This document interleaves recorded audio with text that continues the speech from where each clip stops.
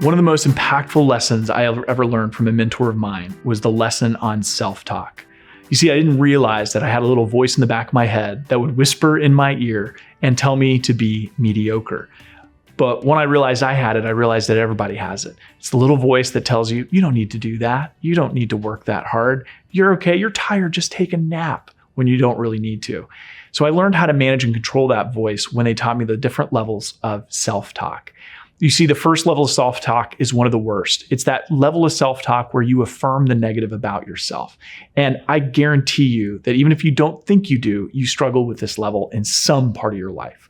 For me, for a long time, it was going to the gym. I used to tell myself, I hate the gym. I don't like the gym. I don't like lifting weights. That's not who I am. I think I'm above going to the gym. You see, I'm naturally in good enough shape. I don't need to do that. So part of that was rationalization. Part of that was negative affirmation about a behavior that I really probably should change because going to the gym is a pretty healthy thing to do. So level one is when you tell yourself, I can't, I'm not able, I hate it. That's level one self-talk. Level two self-talk is a little sneaky. It sneaks into your language and you don't even realize you're doing it. You see, when you're level one, you're directly affirming the negative. When you go to level two self-talk is when you are telling yourself you need to make a correction, that you should be different, but you aren't putting any commitment to change around it yet. So it makes you feel better that you recognize that you need to change, but it doesn't actually drive behavior change. So what does level two sound like? Level two sounds like, well, I really need to be better at my time. I really should go to the gym.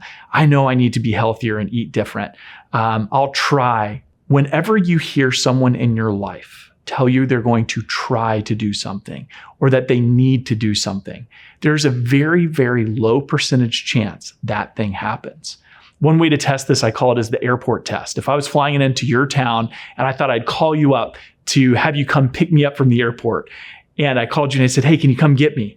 And your answer to me was, I know I need to come get you, Adam. And then you hung up the phone. Number one, that would be a very strange thing to do.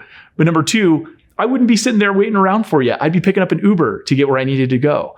So if it doesn't pass the airport test, meaning if someone says, I'll try to come get you, I need to, well, I know I should, then it's level two self-talk. One of the best things that you can do is begin to acknowledge that you're using level two self-talk in your life, that you're saying I need to and I should a lot. And when you say those words, it's also signifies a lack of charisma in your life. It shows other people that you're not a very convicted person. One of the biggest changes I made in my life was recognizing level two self-talk when it was happening and then making a change to directly affect it.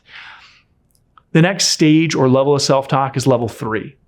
This is when we go from negative, not helpful self-talk to actually beneficial self-talk. Level three is when you make a real commitment to change. It just happens to be in the form of a negative statement. And that's okay. It's not the best, but it's worth using in some of your language.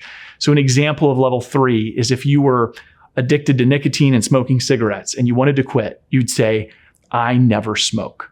I mean, that's a real moment when you say that out loud. I'm not a smoker. I never smoke.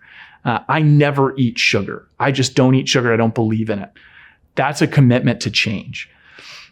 Now, when you combine it with level four self-talk, that's when it becomes really powerful and effective. Level four self-talk is when you put your confirmation or decision to change into first person present tense affirmation.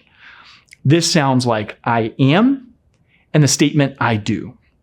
When you put that before any new commitment that you're going to make, it becomes a powerful conviction that you're creating for yourself. I am going to the gym today. I am eating healthier every single day. I am getting in better shape and doing more than I've ever done before. I don't procrastinate. I take action. I study exactly when I need to study. I'm on time and I'm on schedule. And you can just hear in this video how much more powerful that sounds than I really need to be better at that.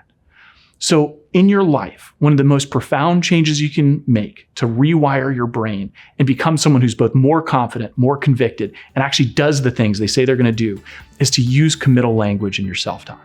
So reallocate your language from level one, level two to level three and level four and study this module.